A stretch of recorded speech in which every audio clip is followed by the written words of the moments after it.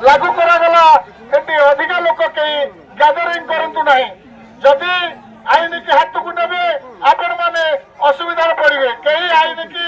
हाथ को नियंतु नहीं आईन की सम्मान दिंतु एठार बर्तमान 163 बीएनएस द्वारा लागू करागला।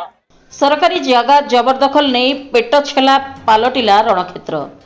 केन्द्रापड़ा जिला महाकालपड़ा निर्वाचन मंडली अधीन पेटछेलाठारे किछि जंगल जमी किसम सरकारी जमी जबरदखल को नहीं दुई गोष्ठी मध्य संघर्षर सूत्रपात होइतिबा बेले प्रशासन पक्षर उक्त जगह उपरे 163 धारा लागू करा जाइछि।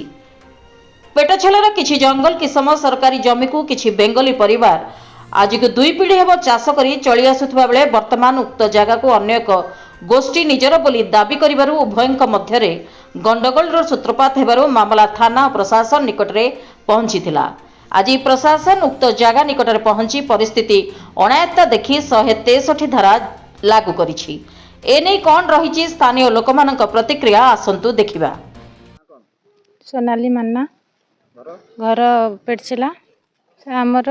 मु तो 13-14 वर्षर बो होइकि आसिलेनी ग्रामर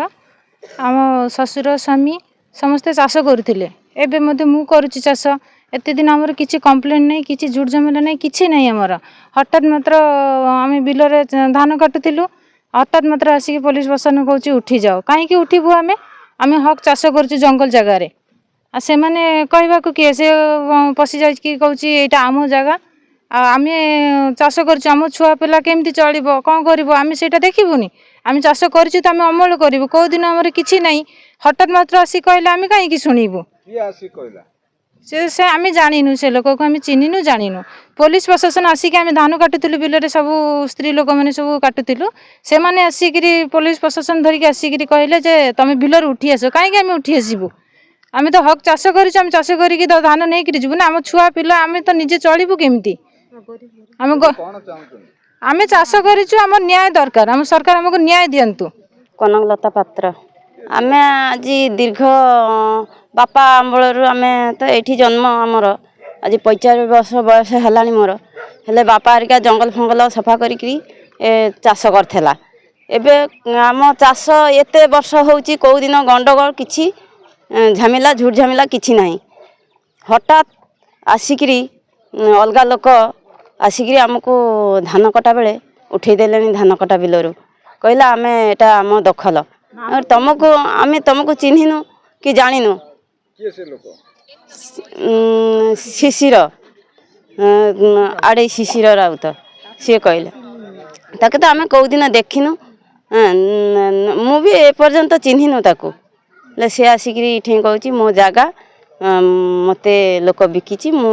से जगार दखल देवी मुझे आम चाष करूँ एबे कौ दिन आमर गंडगोल किसी झूठ झमेला तो किसी ना एबे कहीं झूठ झमेला होची आम तो तुमको चिन्हनु मु श्री सुभाष मान्ना गाँव जी मोर पेटछेला घर हबाली पाई आम ये 50-60 वर्ष धरिकी चाष करी आसुचु सरकारी जगह जंगल किसम जगह आम भूमिहीन लोक एवं हरिजन लोक आम चाष करी आसु आमर गुंठे जगह नाही तो यही जगह उपर आमर पिला छुआ प्रतिपालन करुचु एवं यार उपर आमर जीवन जीविका निर्भर करे ये जगह उपर किए असाधु व्यक्ति आसी क्या दे देइचंती तो से आसी आमको आज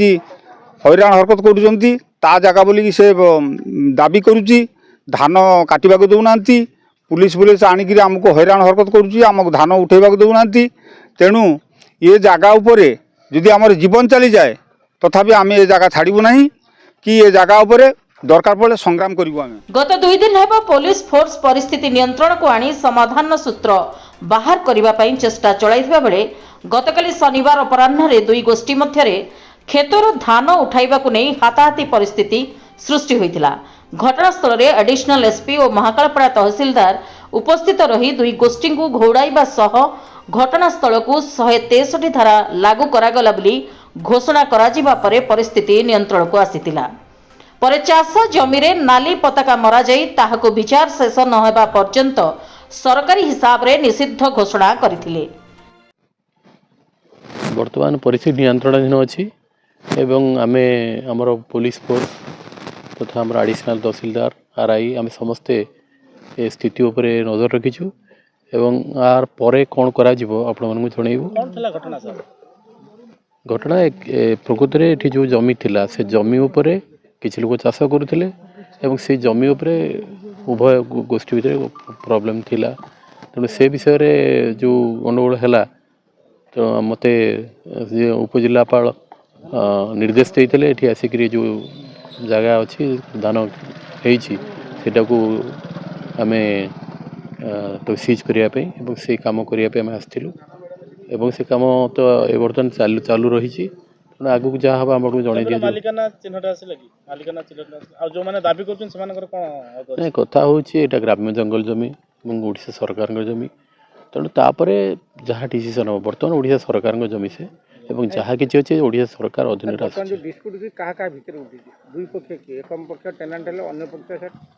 टेनाट किए ये तो जहाँ जमी चाष होडा सरकार जमी तेणु उभय पक्ष कौन हम से डिसीजन नि किसी से विषय किसी कह ना पेटचेलारे से गोटे जमी विवाद रही जमी माने टेनाट रही जो मैंने चाष करते आउ जमी मालिक या भितर डिस्प्यूट रही जोटा केस बास आगुरी होती बर्तमान ताकू केन्द्र करिके आमर लॉ एंड सिचुएशन कंट्रोल करने आम 163 BNSS धारा जारी कराई से उभय पक्ष को आम रिस्ट्रेंट करूँ